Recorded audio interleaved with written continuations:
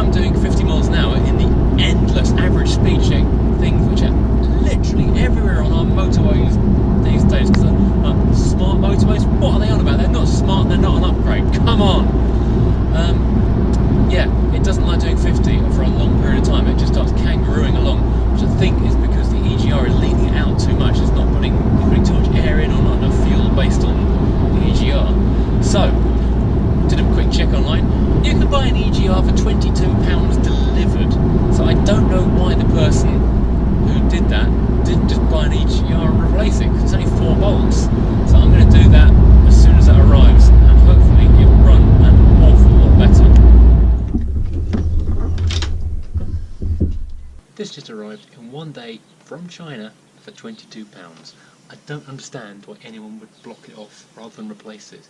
It's like 5 bolts. It shouldn't take more than 5 minutes, and came with a free gasket. Probably works. Let's get cracking.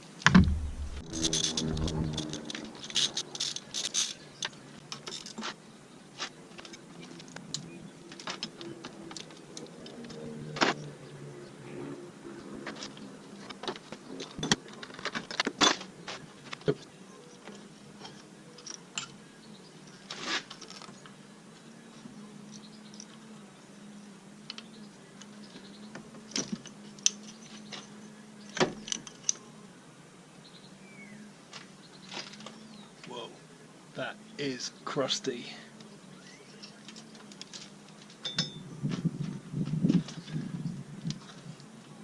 I think I'll take this manifold off as well and give it a blast through.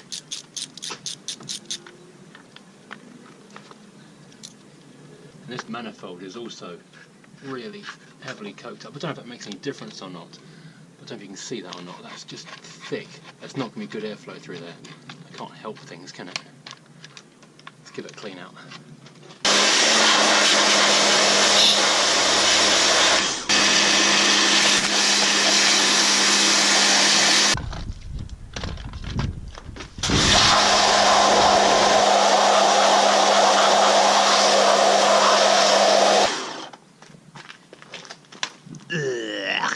Actually, the front of the Mini looks pretty grim as well.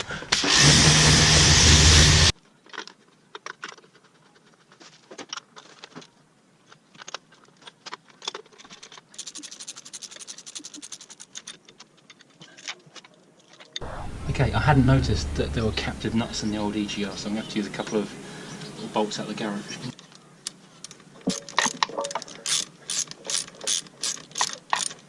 Just hope they're not too long. That one's definitely too long. Damn, I'll have to cut that down. It's just possible this could be considered overkill, but I can't find my hacksaw right now, so let's do this the dangerous way. Right, let's do a quick 0 to 60. Well, 0 to whatever we can make it up to. 3, 2, 1. 3, 2, 1. It didn't burn out. Looks like it might have done because there's a cloud of black smoke behind it, but no.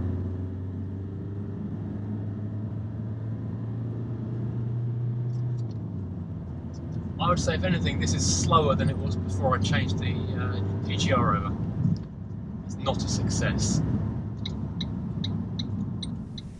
Well, I managed to fix the massive clouds of black smoke and absolutely no power problem with the Mondeo, and it was a stupidly simple problem. The gasket that came with this new EGR valve just wasn't sealing up properly.